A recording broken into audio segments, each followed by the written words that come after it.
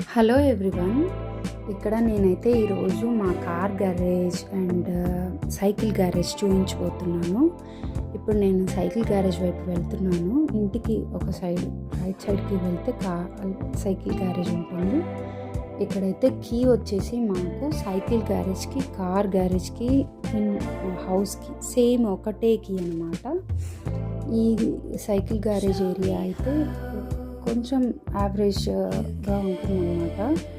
ఇది size. Next ఇక్కడ వచ్చేసి రెడ్ కలర్ సైకిల్ నాది, ఇక్కడ హస్బెండ్ది ఇది అనమాట విత్ బేబీ సీట్. ఇది ఇంటి ముందు పోస్ట్ బాక్స్ నుంచి లెఫ్ట్ సైడ్కి వెళ్తే స్టెప్స్ ఉంటాయి. స్టెప్స్ దిగి కిందకి వెళ్తే కనబడుతున్నది కార్ గ్యారేజ్లో ఎంట్రన్స్ అనమాట. సో జనరల్గా కార్ తీసుకోవాలంటే ఇటు నుంచి వెళ్ళి లోపలికి అప్పుడు కార్ తీసుకొని ఎగ్జిట్ అవుతుంది. అక్కడ కనబడుతున్నంత కార్లు ప్లేస్ చేసుకుంటాము. మాది వచ్చేసి 8th ప్లేస్లో ఉంటుంది, బట్ మేము ఉంటుంది మాత్రం 3rd పోర్షన్లో ఉంటాము. మేమున్న అపార్ట్మెంట్లో 12 ఉంటాయి అన్నమాట. అక్కడ కనబడుతుంది ఎగ్జిట్. నెక్స్ట్ ఇక్కడ వచ్చేసి ఇది store room area. Store room ఏరియాలో 12 స్టోర్ రూమ్స్ ఉన్నాయి. అందులో మాది 3rd స్టోర్ రూమ్ అనమాట. ఈ 3rd రూమ్ ఇది చిన్నగానే ఉంటుంది, పెద్ద సైజింగ్ కాదు.